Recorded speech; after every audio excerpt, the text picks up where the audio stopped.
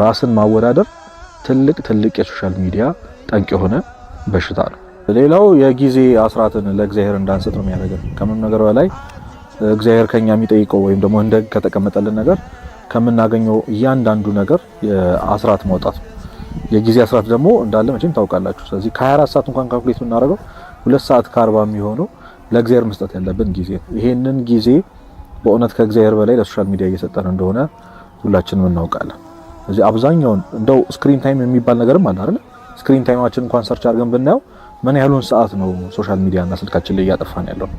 በእውነት ያንን ጊዜ ያንን ሰዓት በትክክል እግዚአብሔርን ለማወቅ ወደ እግዚአብሔር ለመቅረብ ከምን ነገር ወዲህ የሰዎችን ህይወት ለመቀየር የራሳችን ህይወት እንኳን ለመቀየር ብንጠቀምበት በጣም ብዙ ውጤት የሚያመጡ ነገሮች ላይ እናደርግበት ነበር።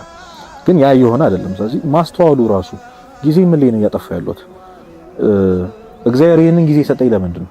በእውነት ዝም ብላችሁ ታስቡት። አሁን ይሄንን ቪዲዮ እንኳን ለማየት የተነሳንባት ቀን የሚገባን ሆነ ያገኘናት ቀን ነው ወይ? ስለዚህ ትላንት ካደረግነው ትላንት ከዋልነው ውሎ አንፃር በእውነት ዛሬ ያገኘናት ዛሬ ያየናት ብርሃን ተገቢ ሆና ነው ወይም ደግሞ የሚገባን ሆና ነው ብለን ስጠይቅ አይደለም።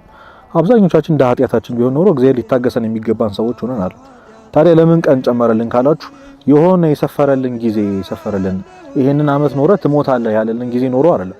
እያንዳንዷ ቀን፣ እያንዳንዷ ደቂቃ፣ እያንዳንዷ ሰዓት የእግዚአብሔር የቸርነቱ የምህረቱ ማሳያ ናት።